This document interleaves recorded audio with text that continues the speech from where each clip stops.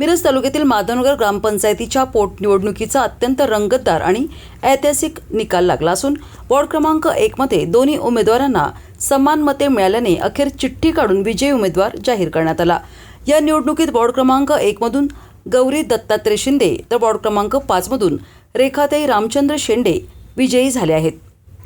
माधवनगर ग्रामपंचायतीच्या वॉर्ड क्रमांक 1 मधील सदस्य शोभा चव्हाण यांच्या निधनामुळे ही जागा रिक्त झाली होती, तर वॉर्ड क्रमांक 5 मधील सदस्य पूनम होनमाने यांचे 3 अपत्य असल्याने त्यांचे सदस्यत्व रद्द करण्यात आले होते। त्यामुळे या दोन्ही रिक्त जागांसाठी पोटनिवडणूक घेण्यात आली।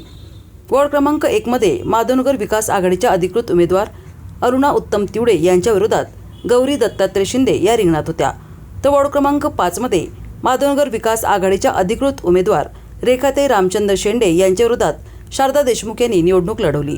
या निवडणुकीत वॉर्ड क्रमांक 1 मधील 2278 मतदारांपैकी 1060 मतदारांनी मतदानाचा हक्क बजावला, तर वॉर्ड क्रमांक 5 मध्ये 1815 मतदारांपैकी 817 मतदारांनी मतदान केले।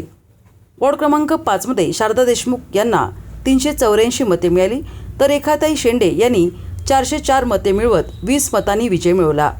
मात्र वॉर्ड क्रमांक 1 मध्ये अत्यंत चुरशीची लढत पाहायला मिळाली।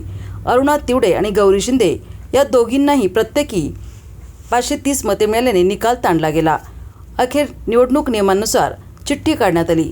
या चिठ्ठीत गौरी दत्तात्रय शिंदे यांचे नाव निघाल्याने त्यांना विजयी घोषित करण्यात आले। या अनोख्या निकालामुळे माधवनगरातील ही पोटनिवडणूक ऐतिहासिक ठरली असून परिसरात निकालाची मोठी चर्चा रंगली आहे।